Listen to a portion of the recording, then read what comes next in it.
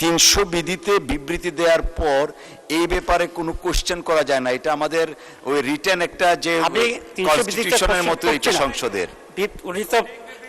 উনি কিন্তু পরবর্তী যে বক্তব্যটা,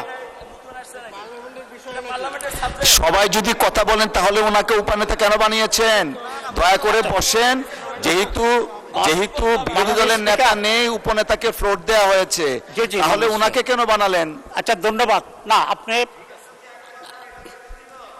জি জি প্লিজ, মাননীয় সদস্যবর্গ, অত্যন্ত নিন্দনীয়। জি মাননীয় উপনেতা, আপনি বলুন। জি জি আজকে স্বরাষ্ট্রমন্ত্রী পরবর্তী পর্যায়ে যে সাবজেক্টটা বলেছে, আপনার এটা এলাও করা উচিত হয়নি না জেনে, 1 নম্বর কথা। 2 নম্বর কথা হচ্ছে, আমি কিন্তু আগেরটাও জানতাম না, আগের বিবৃতিটা কি ছিল সেটাও জানতাম না। আপনি বলেন কি বলতে চাচ্ছেন প্লিজ। কিন্তু ভেরি আনফরচুনেট থিং হচ্ছে এই যে আমার জানা নাই স্বরাষ্ট্রমন্ত্রী পরবর্তী পর্যায়ে একটি আনডিসাইডেড ম্যাটারকে, বিতর্কিত বিষয়কে এখানে পার্লামেন্টে এরকম বক্তব্য রাখা কোনো একটি দলকে করে, এটাই বোধহয় বাংলাদেশের পার্লামেন্টের ইতিহাসে এই প্রথম বলেই আমি মনে করি। এবং এটা মনে হচ্ছে আমার কাছে যে মাননীয় স্বরাষ্ট্রমন্ত্রী একটি দলকে কন্ডেম করার জন্য ইন্টেনশনালি এটা এখানে প্রেস করেছে। ঘটনাটা যেটা হয়েছে, আমি এখন জানতে চাচ্ছি যে জিশান এখন কোথায় আছে, 1 নম্বর। 2 নম্বর কথা হচ্ছে, এখানে কুমিল্লার পুলিশ জিশানের সাথে কারো কথা বলতে, সাংবাদিকদেরকে দেখা করতে দিচ্ছে না, এবং যে মেয়েটার কথা বলা হয়েছে ওই মেয়েটার সাথেও কাউকে কথা বলতে দেওয়া হচ্ছে না। তাহলে এটা কেন? এখন কি কোনো প্লট তৈরি হচ্ছে?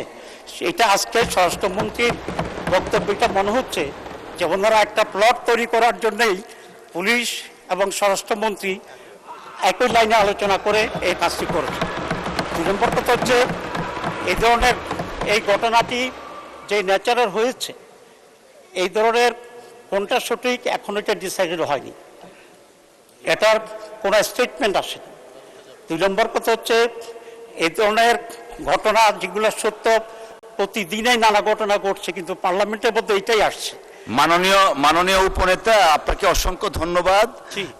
যদিও 300 বিধির উপরে কিছু বলা হয়নি, তার ছবি আমাদের কাছে আছে, ইসলামী ছাত্র শিবির মাননীয় সদস্য আর দলকে এইভাবে পার্লামেন্টে দায়ী করবে, বানোয়াট কথা বলবে এবং ষড়যন্ত্র করবে, এটা তো কোনো পার্লামেন্টে মেনে নেওয়া যায় না।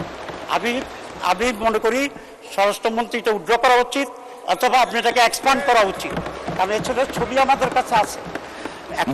মাননীয় সদস্য, আপনি একটু বসেন, আমাকে একটু বলার সুযোগ দেন। জি।